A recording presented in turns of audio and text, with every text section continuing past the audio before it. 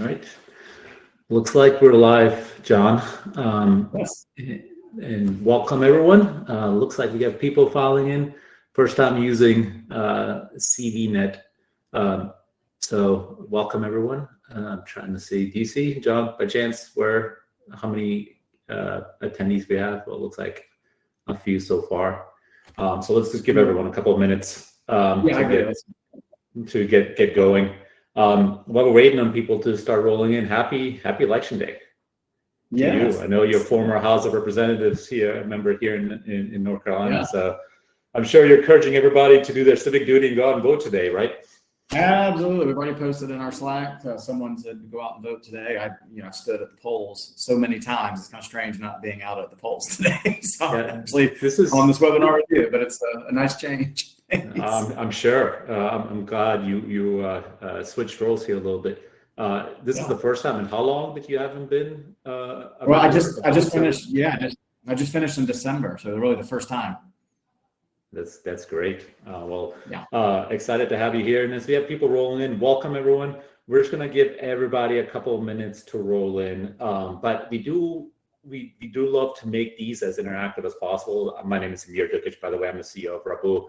We love to make these as interactive as possible. So please use the chat functionality throughout to ask us questions. Also, please feel free to introduce yourself right now as we're waiting for more attendees to join. To introduce yourself, let us know where you're coming in from. If you currently have short-term rentals, and if you allow pets to use short-term rentals. Today, we're talking all about pets at short-term rentals. So please use the chat functionality. You should see it on the right side of your screen to say hi. Let us know where you're joining us from, and let us know if you have any short-term rentals for right now, and if you allow pets or not. So please use that functionality. I'll break the chain and just say, I'm joining from Charlotte. I do have 14 units right now, and we do allow pets. And I'll tell you a little bit about a story of how we actually realized that having pets is a great thing. So excited to get started. But yes, please use that chat functionality if you can. Introduce yourselves. Thank you for doing that, LaShawn from Alaska. Wow. And your first short-term rental. Congrats. Not allowing pets. I think that's a really kind of common story we'll hear as people are considering it, but not quite ready yet and want to know enough information. And John and his team are the best group to do so. So thank you for introducing yourself, LaShawn. Vanessa, likewise, in Colorado, awesome. New to STRs, currently on a home, but no STRs at this point. Nice. Well, welcome to the journey. It's a great asset class to invest in, and pets can be a real difference maker in your strategy. So I'm glad you joined us today as well. So thank you, Vanessa. Looks like Patricia as well from New Jersey has one STR, and they do allow pets, two dogs maximum. So smart setting maximums as well, kind of setting boundaries a little bit. So again, welcome everyone. We're going to give everybody just a couple more seconds to join before John and I get started. But in the meantime, let us know where you're joining us from. And if you currently have any short-term rentals and if you allow pets, we love to make these as interactive as possible. So please use that chat feature, like a few of you already have, to ask us questions throughout. So awesome. Looks like we have Isabel in the Reno Lake Tahoe area in Nevada. Awesome.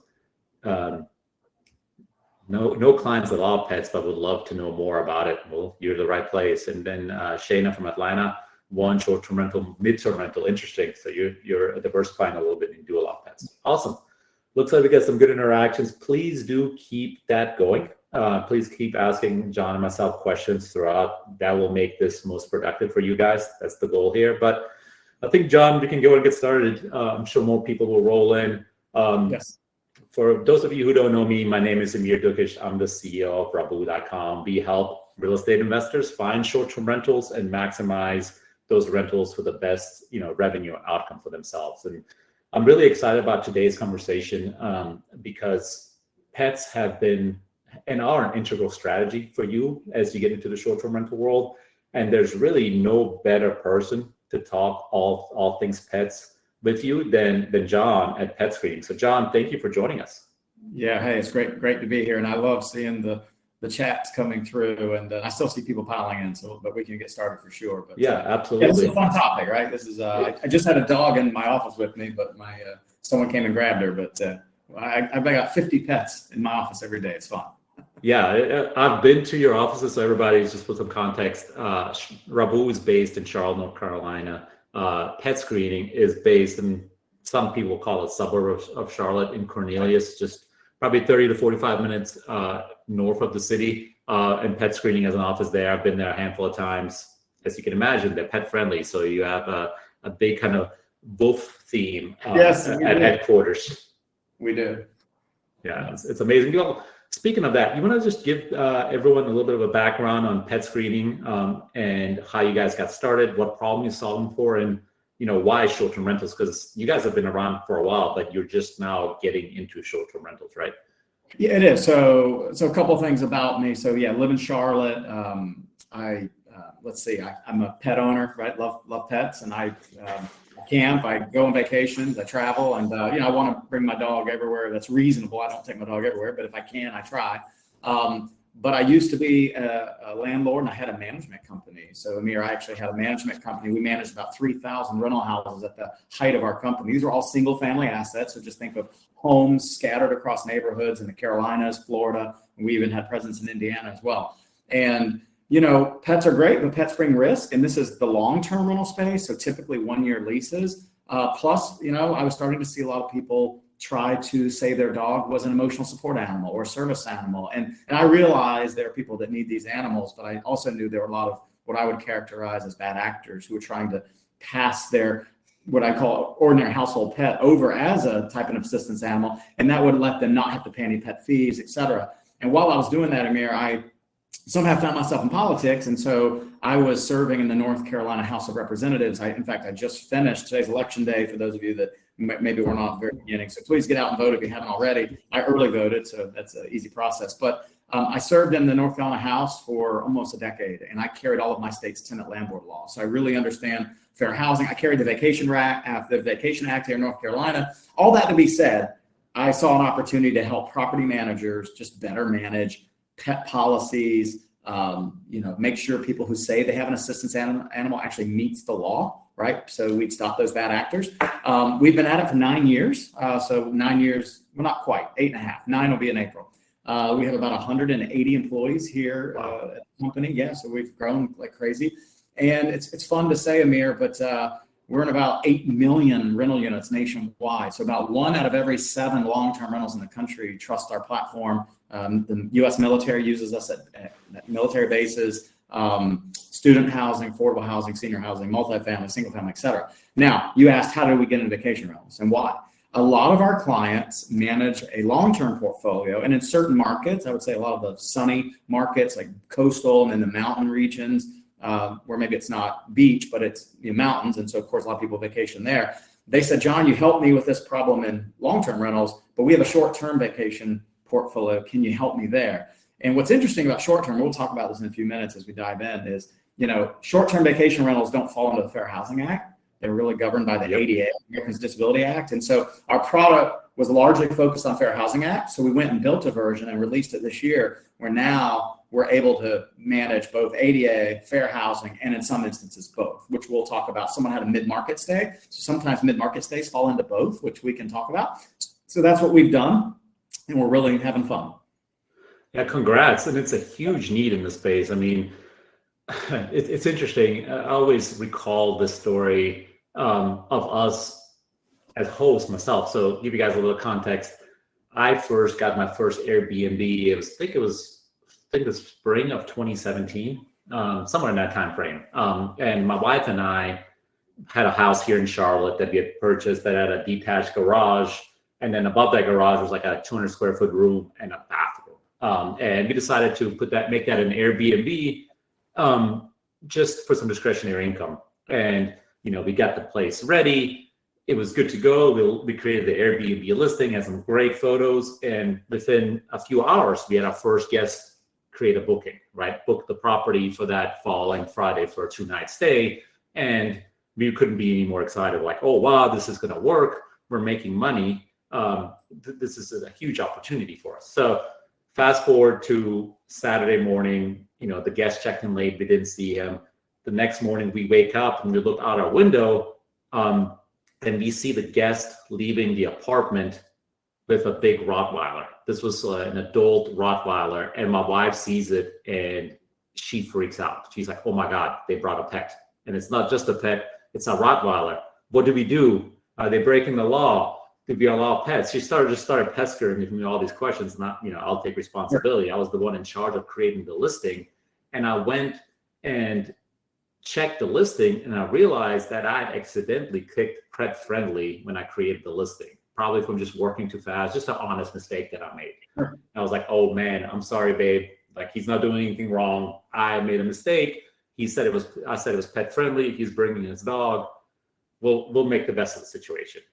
Fast forward a few hours, we get a chance to meet the guest and we talk to him, and he couldn't be any sweeter. It was him and his girlfriend that were traveling with their dog. They were looking for a place to stay, and they couldn't find anything that would allow them to bring their pet. And they finally came across our listing and jumped on it right away because we were pet friendly. And they couldn't have been nicer, couldn't have been more appreciative of being able to bring their pup along with them. And we're like, okay, well, maybe this is what we needed to do to get our first guest in. And, the guest had an easy experience. We had no issues with them. They checked out. And this was really when we had the moment of truth. And I'm seeing some of the comments too. We're seeing some concerns that hosts have. It's like, oh man, what kind of shape is our apartment going to be in now that the guest has left with this big dog? We were expecting the worst, and we walk into the apartment and it's spotless. We couldn't find one piece of dog hair anywhere. We were afraid that, the dog will have ripped up the carpet, chewed the, dorsal, whatever, nothing. It was in immaculate condition. And what became apparent to us, and very much so subsequently since, and we at one point had over 1,000 properties that Rabbu was managing back in our property management days, that guests that travel with their pets, and this kind of is the topic of this webinar, treat that pet as a part of the family, and they are beyond appreciative of being able to bring their pet, that they are so respectful to your property and what is happening at the property, that they are some of the best guests we've had, because they don't have a lot of opportunity. And we'll talk about some of that data here in a second. They don't have a lot of opportunity to bring their pet. And it's just one of those things that was a huge unlock for us. It helped us, differentiate ourselves from our competition, especially from hotels. It made our experience and our hosting much more profitable, and with many fewer pain points than we anticipated. Now, there's always, exceptions to every rule. We had some interesting experiences, and I'm sure I can share some of those later. But for us, it was an accident, but it was apparent relatively quickly that, this is such a huge need that the guests that are taking advantage of it are going to be some of your better guests that you're going to come across. So, we found out by accident, but I think this is what you guys are really hoping to spread as a message throughout. And sounds like a lot of your long-term rental customers were looking for as well. Right. Well, you're exactly right. And we're a managerial platform to help, your experience and a lot of obviously the people who are on your call today, just better manage the process. I don't know. It's hard to find a hotel, Amir, and to all of our guests today, it's hard to find a hotel right now that's not pet friendly. And you know why they take them? Because if they don't allow them, everyone says it's a service animal, and then they have to take them. So they might as well monetize it. Student housing, I'll date myself a little bit, but when I was in college, if I saw a dog on campus, it was like seeing a unicorn. They just didn't exist. Now I have children who are all in college. Dogs are everywhere. Student housing has pivoted away from, and when I say student housing, and not the dormitories, this is all the private apartments on campus. They are mostly pet friendly now. And why? Because the kids were wanting to bring their dogs from home as emotional support animals, and they couldn't charge for them. So now they allow pets. So there's a real opportunity with our platform to unlock some real revenue, which we'll talk about as we dig into the data. So of course. So let's jump into the data a little bit. So, we're not one of those households, but 70% of U.S. households have a pet, and 97% of them consider them part of the family. Those are some staggering numbers. why do you think that is? Like, what's your takeaway when you look at these numbers? Well, I mean, so look, I'm a household of 2 pets, and really, even though the stat says 70% of U.S. households own a pet, that's 90 million homes. In fact, there are more homes in the U.S. that have pets than there are homes with children under 18. So that should tell you something right there. Pets are everywhere. COVID, it was very hard to find an animal shelter that had animals in it during COVID. I mean, I think that was, even though COVID was a really tough time for a lot of people, a decent consequence was a lot of dogs found homes and cats found homes. The challenge is, where did they go? Well, they went into people's homes. So if you're a landlord, you may not know you have them, which is part of what PetScreening helps solve. But all that to be said, it's not just 1 pet per household, it's actually 1.6 pets per household. So you have 0, I have 2, so the average between you and me would be 1. But I guaranteed if we polled people on this call, the average would be greater than 1. And so they're everywhere, and they are a part of the family. I mean, my screensaver on my phone, which you really can't tell, I can't show it to you, I can't bring it up, but it's my dog that died 12 years ago, and she's still my screensaver. And she's been deceased 12 years. Something about animals, especially accountable and responsible pet owners, we never let go, Yeah, no doubt. And we're a family. We have 3 boys, so we don't have any pets. We used to, but if you look at the rest of our extended family, everybody has at least 1. We have 1 family member that has 5. So, and they're a huge part of their family. They're part of their everyday lives. They always have to plan with them or around them. It's a big deal. So, I mean, the numbers don't lie when it comes to that at all. And this is a perfect justification of it. Now let's talk about millennials and Gen Z as well. Those, there's some really staggering numbers about them that really fascinate me. You want to break these down for us? Because this is really interesting once you look at it. Because if you think about Airbnb, millennials were the first ones that started staying in Airbnbs. Now Gen Z is obviously following suit as well. But what can you tell us about, the millennial Gen Z numbers, especially when it comes to pets? Yeah. Well, the point, first of all, we'll talk about COVID a few times, because COVID changed so many things when it showed that you could work wherever you could have access to, say, the World Wide Web, right? If you could get on to the internet, you could be working in an RV in a national park if you had internet. And so a lot of that is showing how people are mobile. And look, there's $1.2 trillion in annual spending for people to go on vacations. And of course, people want to bring their pets when it's reasonably allowable. And some people are very unreasonable about it, and they want to bring their dogs even if they just run up to Target, which is a whole nother issue. But all that to be said, millennials, they are I've relatives in my family that are millennials, and they truly save their money just to travel. And then of course, Gen Z, right? So those are my kids. They're young adults, but they're now starting to get of age where they go get pets, and then they're expecting their parents, who are Gen X, so me and my wife, to take them with us when we go travel, and we're the ones paying the bill. So the point is, I think younger people are getting married later. They're not locking down with homes or being more transient on the go, and they want to have pets and take their pets with them. That truly is a part of why pet ownership is on the rise, for sure. Yeah, and you just have to look around, the city that you live in. How many dog parks are popping up everywhere? How many new dog and pet-based businesses are popping up on a continuous basis? I mean, you go to a brewery here in Charlotte, very much in Charlotte's a big brewery city, and you'd be shocked if you don't see somebody, if the number of dogs isn't equal to the number of humans there. And everybody's just excited to see your pet, wants to pet each other. What's their pet their dog. It's a very interesting kind of cyclical experience that we're seeing there.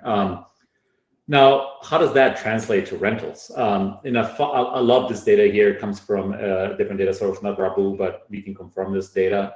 Only about a quarter of short-term rentals actually allow pets, which is just mind-boggling to me, especially considering that pets allowed or pet-friendly is the most searched for amenity on Airbnb. So this is what guests are looking for. But supply is not very high. The demand and supply balance here is really unique. And I think this shows you where the opportunity lies, right? For sure. I was at VRMA, VRMA. I think they pronounce it VRMA, but anyway, VRMA, I was there. Right. I was on the trade show floor talking to property management companies, and had a mix of people that are very pet friendly, because kind of your store, they're like, wow, those a lot of revenue being made. And then some people are like, oh no, I would never, because I worry about dogs tearing up my property. I think as I interviewed people and just standing at the booth, what I learned is people who don't allow pets, it's usually because there's never been a way to do it consistently. If you have a set of rules and you know that the person's going to at least acknowledge and follow those rules, it does help to start set some boundaries. And when you know those, and I saw lots of chats say, so we only allow dogs. Well, if you had a way to make sure that everybody who was going to bring knew it was dogs only, and then not only dogs, but dogs under 50 pounds or whatever your rules are, and you knew you're doing it consistently, you might find your host would be more willing to be pet friendly, because the reality is the demand is there, and those who help create the supply are going to profit significantly, because this notion that if I don't allow pets, I'll never have pet damage is really a false premise. And let me tell you why.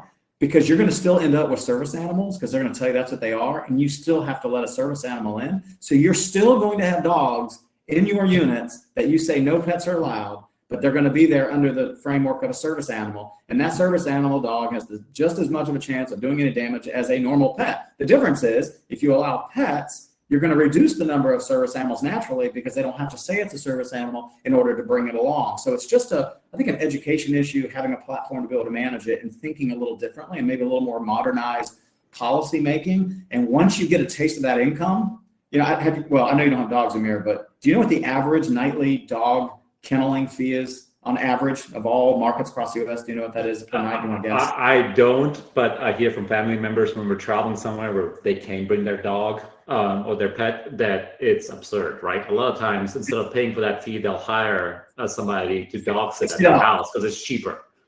$60 a night. They're going to pay to board their dog. $60. Wow. So for 1 week, they're going to spend $500 in boarding fees. What if you could charge, $400? You make it a little bit of a better deal for them. That $400, they still have to follow rules. They're still responsible for damage. I mean, there's real money to be made, not to mention faster bookings. I mean, look at the stats. They rent 3 times as fast. It's just unbelievable.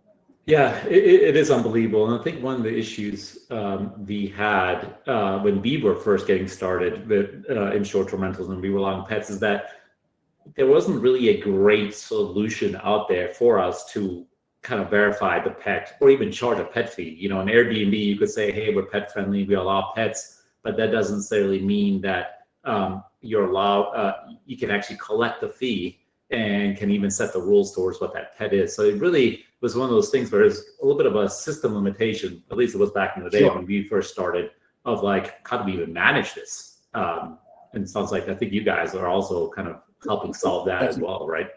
I think that's what we are, right? We're, like I said, we're a man, we don't meet these pets, we don't meet them, but we collect the data. So, like if you live in a vaccination state, and even if you have a short-term rental or a long-term rental, if you're in like North Carolina, all domesticated animals must be vaccinated. So dogs, cats.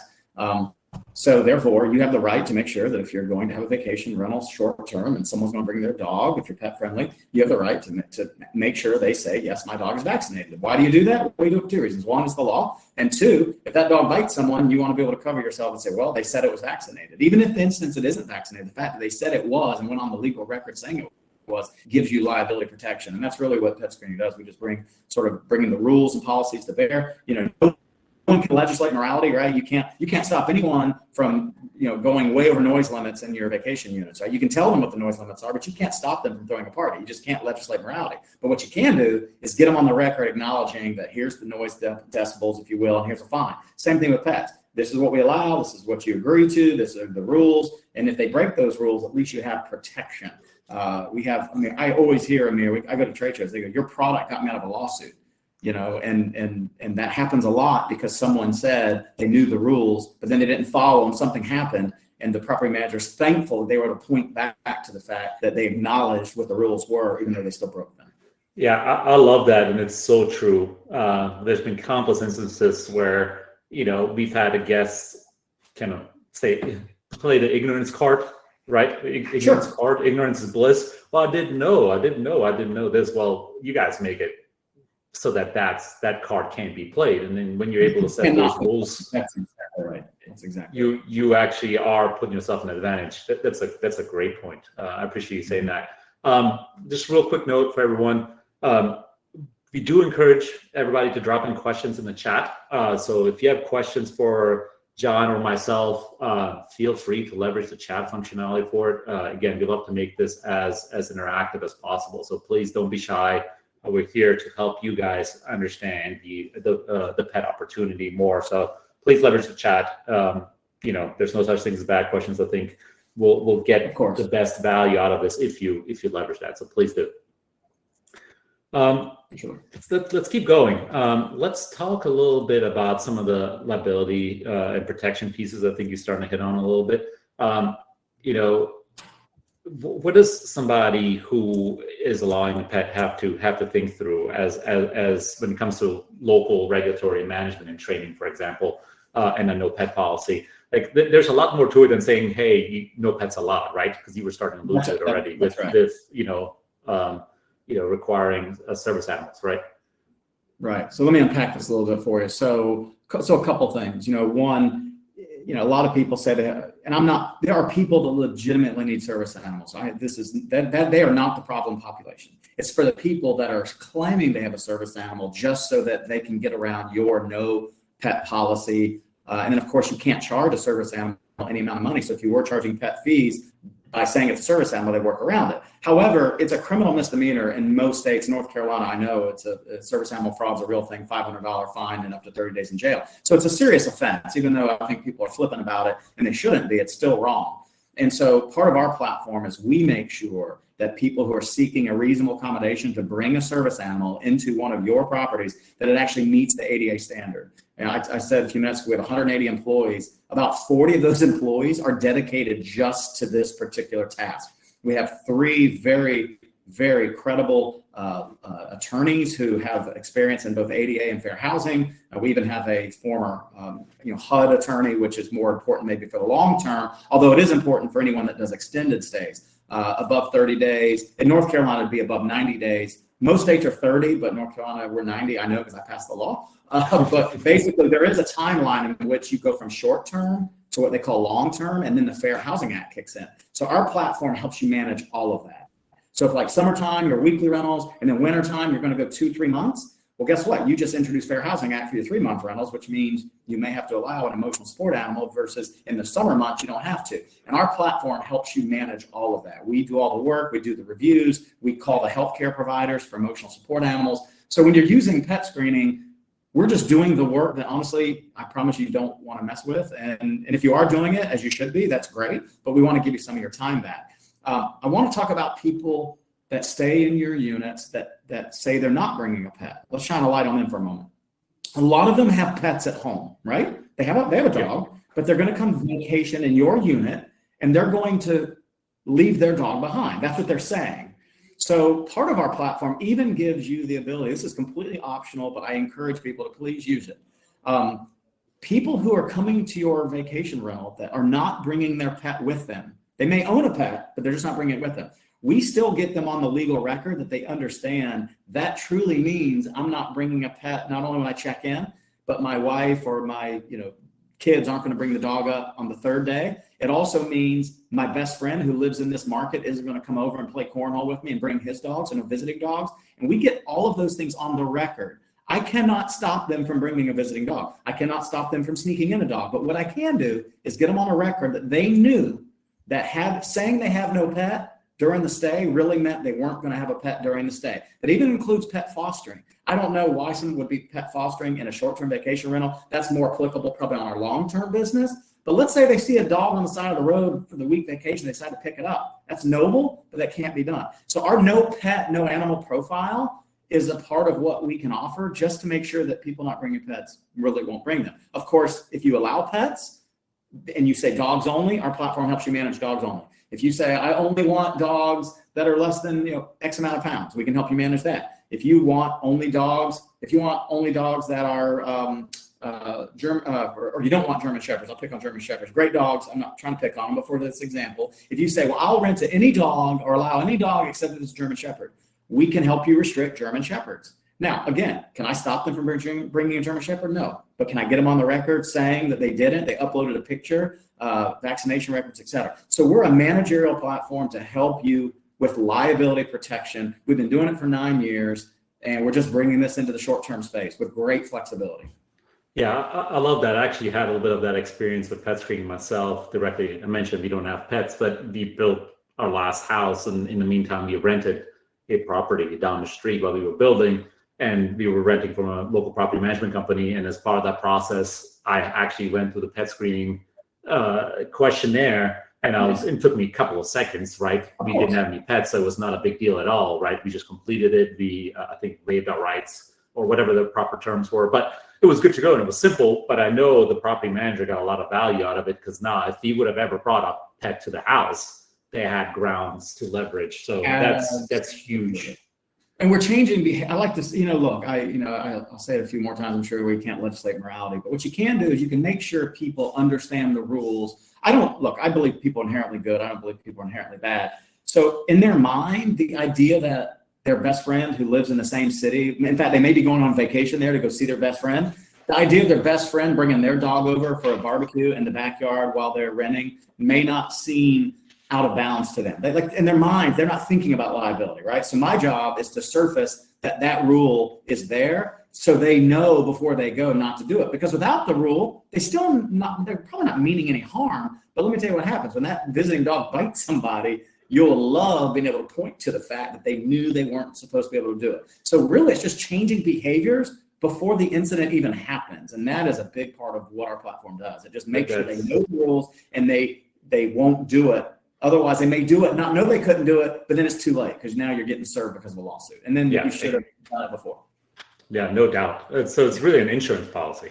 We are just another layer of liability protection, which you can never have enough in a country where people love to sue each other, Yeah, this is true. We had a couple of great questions come in. Maria asked, are you allowed to specify that you only allow dogs? Now, I think that's probably a two-pronged question. Right. You can choose dogs only, of course. Yep. Now, can you do that with service animals as well? Or is that kind of... No, you can. Service animals are dogs and, believe it or not, miniature horses under the ADA. And in fair housing, it's dogs only, although there are always exceptions to the rule. And a miniature horse is really small, by the way. Like they look fake. They're small. They're smaller than a large dog. So when I say miniature, they are really, really tiny. There's still rules as to what they can or cannot be. And so again, our team, we help manage that for you. Kelly was like, what about a service llama, right? A llama would not make sense, but it doesn't stop someone from asking if a llama makes sense. It's just, we would be able to articulate to them that no, that wouldn't make sense. It doesn't meet the service llama. I have another relatable story. One of our worst experiences with a pet was when somebody at one of our units brought their emotional support pig with them. And I kid you not, it was a pig. Oh, sure. And after they left, they literally left a pigsty behind. And transparently, this was 4 years ago or so. We had no idea of, can you tell them no? Can you tell them yes? Like what the rules were. Yeah. We were just kind of sitting there, I guess we can say no. Like quick research didn't give us an answer. And it was painful. So this sounds like something you guys would have. We would. I mean, we used to get a lot of pigs. HUD came out and said no more barnyard animals. But the point is, we're not punitive. Like, we're not out to stop people who have legitimate disabilities who want their animals. We are going to though make sure that those animals do in fact meet the framework of the law. So yeah, I mean, we've been doing this for 9 years. We've done, I think, 1.6 million reasonable accommodation requests for property managers all over the country. And a lot of them have these short-term portfolios, which is why we launched. In fact, when I was at Verma, the number of pet screening users that use us for long-term are like, oh my God, I didn't know you launched a product here. So it was fun to kind of see that come to fruition. So it's really the same issue, Sat, but I do want to shine a light on the extended stays. That is one that I think catches people flat-footed. If you are doing extended stays, understand what your laws are in your state. When does it flip from a long-term from a short-term to a long-term, which would then trigger the Fair Housing Act? You would now have to be able to allow ESAs. And ESAs, if you have a no-dog policy, but you're doing long-term rental or extended stays, and you cross from what I call ADA short-term to Fair Housing Act long-term, and you say dogs only, they may have an emotional support animal cat, and that would be permissible under the law if it met the standard. Now, of course, we would review it for you to make sure it meets the standard. So that just shows you how you may have dogs only, but if you're doing long-term stays or extended stays, I think is what people call mid-market stays, make sure you know what that line is wherever you're doing business. And then our platform, you can set that line, and then we know anything above that line, we must contemplate both ESAs and service animals. Anything below the line is service animals only. And if it does qualify for an ESA, and if someone does have a cat and it does meet the standard, then your no dog policy would be set aside and that cat would be allowed. This is why, by the way, when you're talking to your owners, you're like, look, you're going to have these animals one way or the other. The difference is you might as well charge for them. And that's really what's happening. And it happened in hotels, it happened in student housing, and it will happen here in this industry. We're just on the scene to catch it. Yeah, really, really great point. So maybe we can just take 10 seconds to see if we can maybe go a little bit deeper on the definition of what an extended stay is. And it might vary by state, and I appreciate you telling me this too, if it's not a perfect answer there. But in the short-term rental world, anything above 28 days stay is considered a midterm rental, right? So somebody is staying for a month plus. Now that has its own kind of complications and rules about it. What, from your experience, is there kind of a extended stay general guideline? Is it different by state?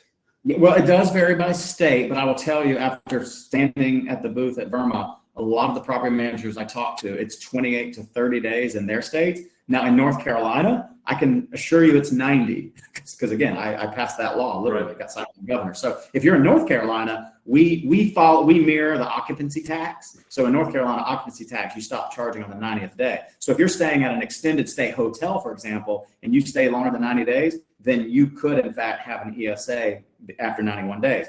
And we don't, for us, we consider it like transient guests versus long-term guests. So North Carolina, if you're doing business here, you would, in our platform, if you're using PetScreening, you would set the line at 90 days, and anything below 90, we would treat as short-term, meaning service animals only. Anything above 90, we would treat as fair housing.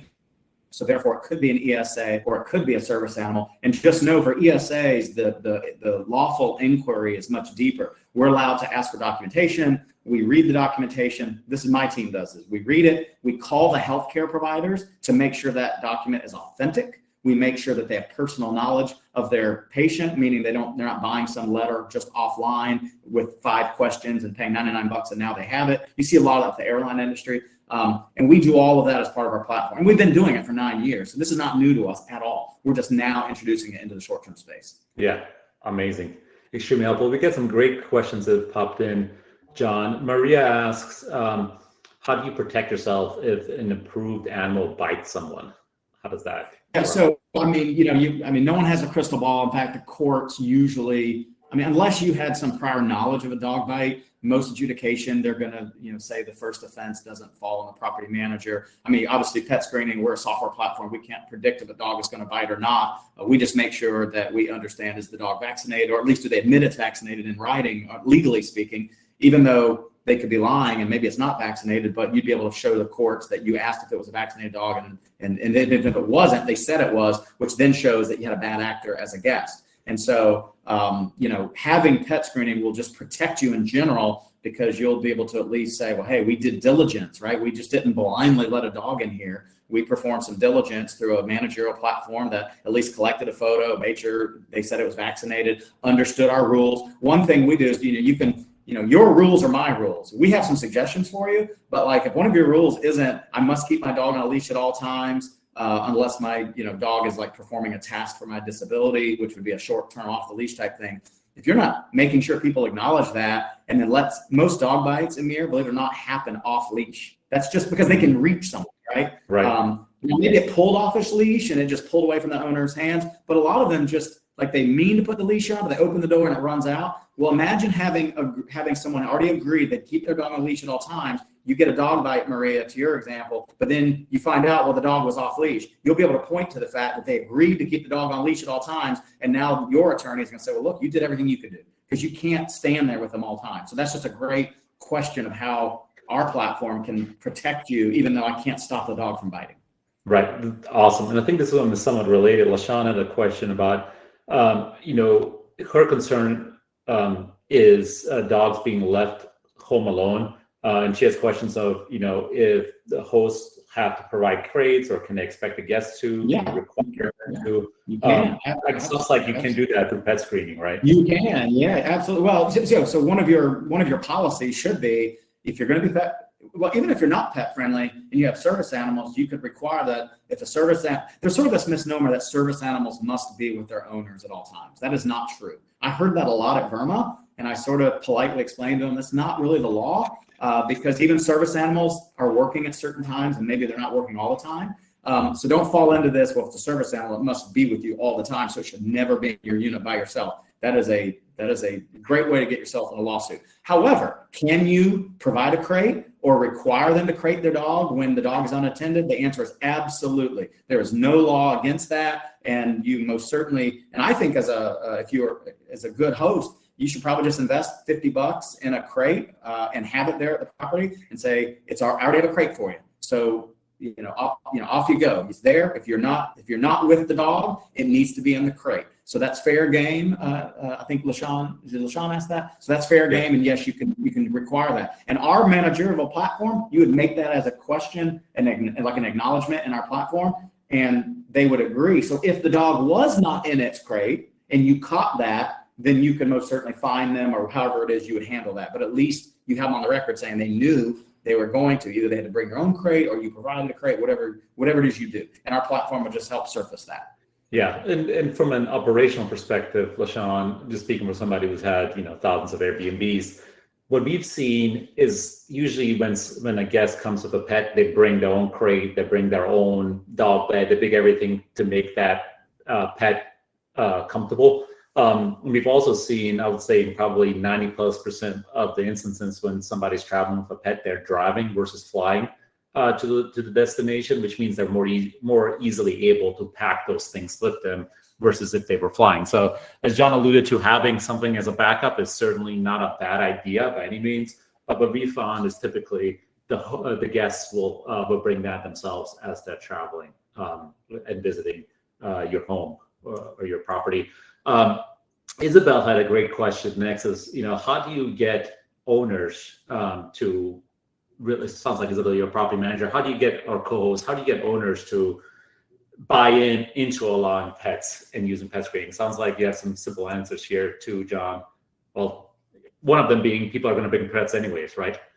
Well, they are. It's really just, look, you can say no pets, but guess what? You're still going to have pets in your unit because they're going to come as service animals. When they come as a service animal, we cannot charge any fees whatsoever. So this idea that you have no pets doesn't mean you're not going to have pets, which still introduces the same issue about, what if it pees? What if it leaves dog hair? So you don't get an exemption from that, even with the service animals. So they're going to be dealing with these issues. What you need to explain to them is say, look, we can get this unit rented 3 times as fast. We can set around rules, dogs only.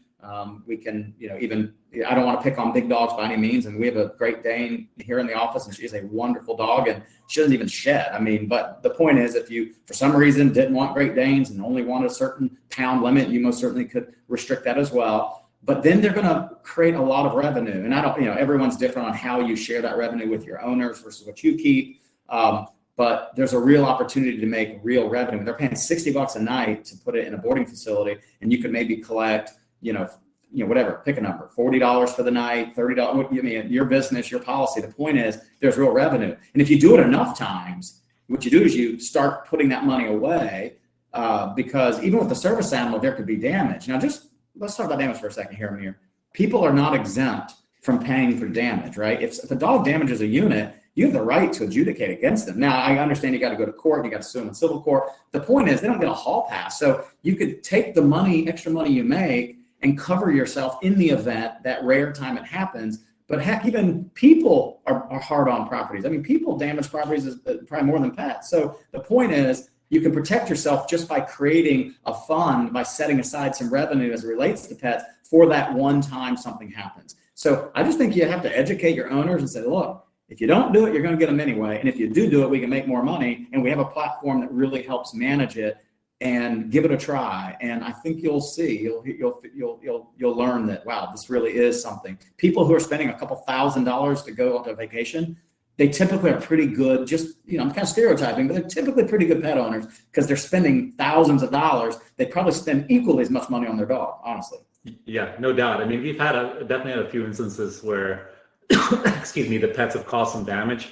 And in every single one of them, the owner has been proactive about saying, hey, I'm sorry, I forgot to crate my dog, or I did my dog, broke out of the crate, he chewed, a pillow or something. And they're always been very quick to pay for it. So, one thing I want to point to too, Amir, is repeat bookings. I'm timeshare industry is they have the same issue. I mean, timeshare is a type of vacation rental, but I have heard stories where they will book through a listing service and find a pet friendly property. And then they have such a great experience. I mean, some folks even go as much as like putting like a pet gift, like putting a little set of dog bones and some poop bags and, maybe spend $5 worth of treats and make it like welcoming to that. And what they say is that most of their folks do direct bookings from every year moving on. So there's also an opportunity to save your hosts fees. And I'm not trying to take away anything from any of the direct bookings or the funnel, like the Airbnbs of the world or anything like that. I don't want to take away from their model, but sometimes I think you'll see people will come directly to the source once they find a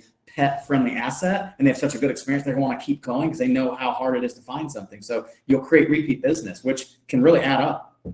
Yeah. From my experience being a host, the only negative that I've had with hosting pets is sometimes that does tend to alienate travelers who have pet allergies. So that's the one question we do get every now and then is, hey, I have a pet allergy. I see if your home is pet friendly. Yeah, we can talk about that. So remember when I said that even if you have a property that you say no pets, you will never be able to promise someone that there won't be pet dander there, because if you had a service animal before, you're going to have that same issue. So what you do is you say, look, we can't stop service animals and things because it's the law. And so what I can guarantee is this is a clean property. We have it professionally cleaned, because even your no pet property, never allow a pet, you're going to end up at some point with a service animal. So now you can no longer say, I've never had a dog there, because you have. The difference is the law made you have it. So you still have to have a way to explain that to the guest. And the way to do it is say, look, we do intense cleaning in between units. Even when we have no pet properties, we can never guarantee that there wasn't a service animal there. And by the way, think about a hotel. We all stay at hotels.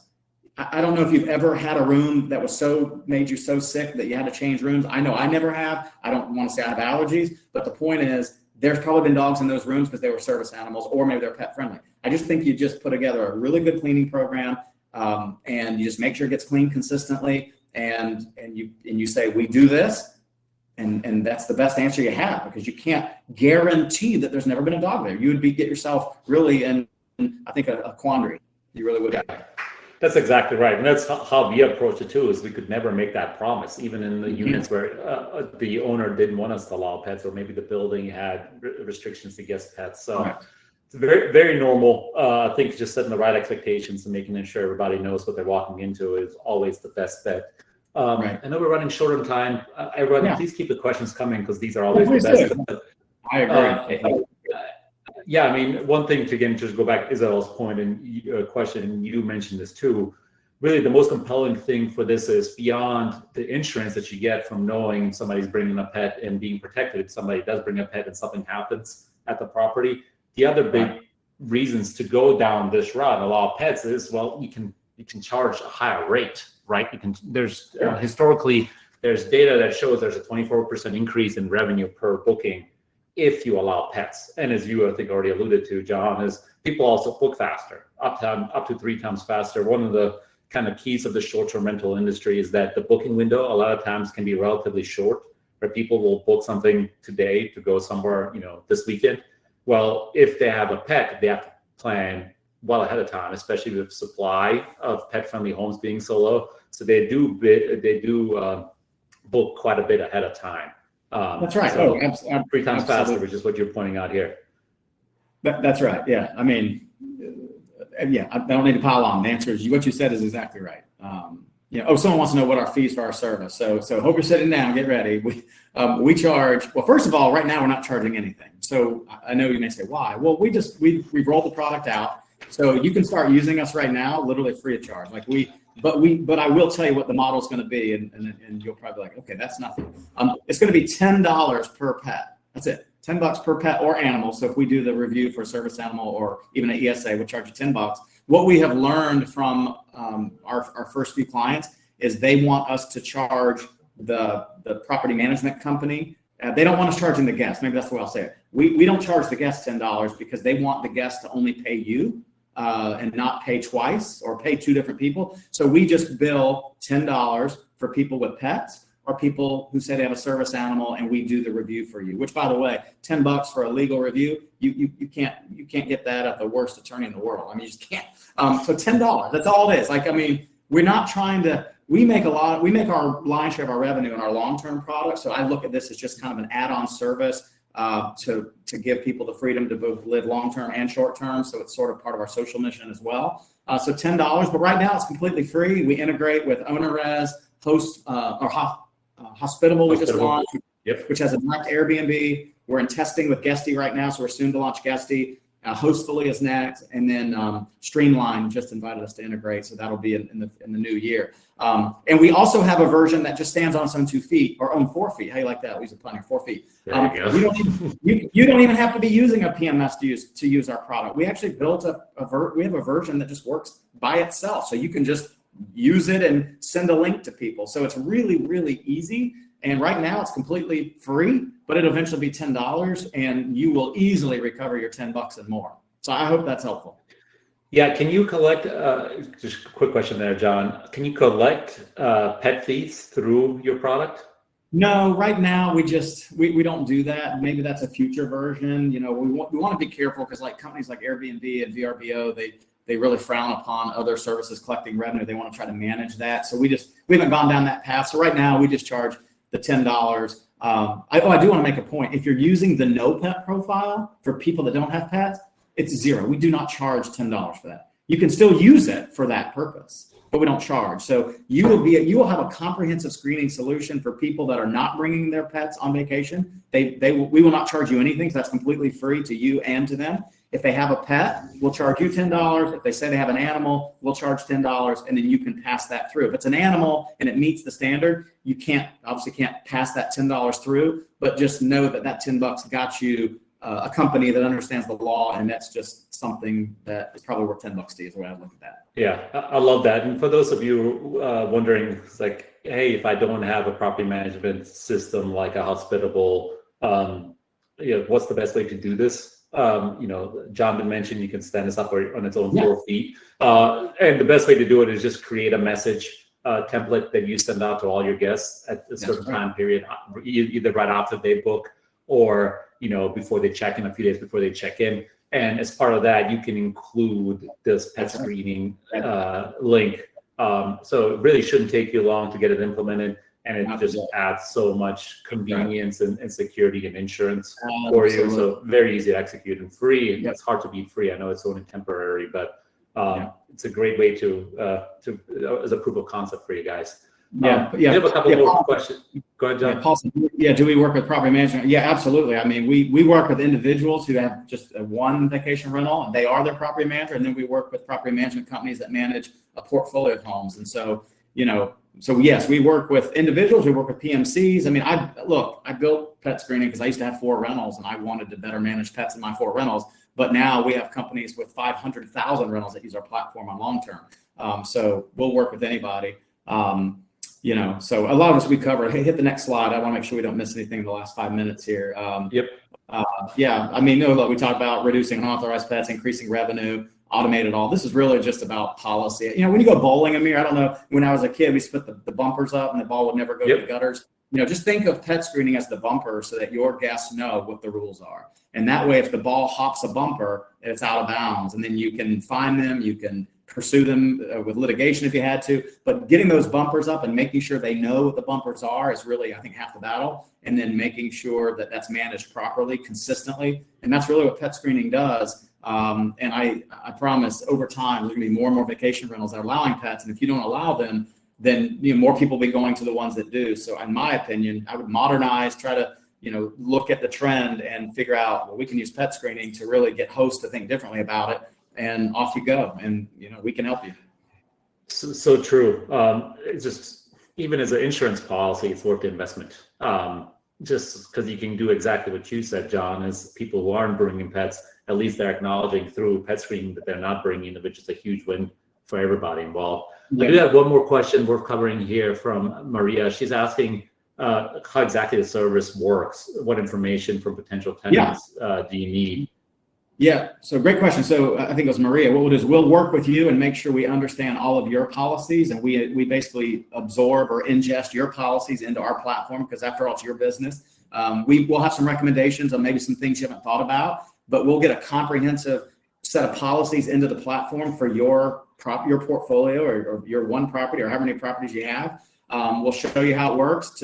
We'll explain how you introduce it, because we're not friction. We're post reservation. So once they reserve, then you just make sure they do this before you give them the keys. That's really what's important here, is before you give them the keys or the code to get in, you make sure they've gone through the platform. And someone says, can you require guests to complete the pet screening and cancel if they don't? Well, most certainly you can. If they're seeking a reasonable accommodation, and they said, I don't want to use pet screening, I wouldn't cancel on them, but you could still contact pet screening and we will do the review outside the platform. If you're a customer, we would just tell you what to go collect. So outside of those who are seeking reasonable accommodations, if you decided not to let them move in without a pet screen profile, you most certainly have the right to do that. So that would be up to you, Paul. And we are in all 50 states, by the way. So I know I talk a lot about North Carolina, but we operate in all 50 states. We have been a 50-state company since I launched. So there's not anyone anywhere that we can't help, which is beautiful.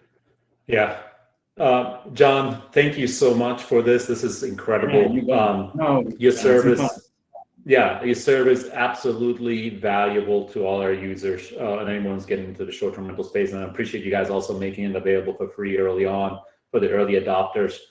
To me, this is a no-brainer opportunity. If you are a host and you want to kind of understand the potential of allowing pets, using pet screening as a form of security and insurance to ensure that you've had that you have the best possible experience with allowing pets is a must. So thank you for joining us. I do want to mention that there's a link here where if you want to learn more about pet screening, just follow that link. But both the Rabbu team and the pet screening team will follow up in the next few days via an email, just to make ourselves available to any questions you guys have. So look for that.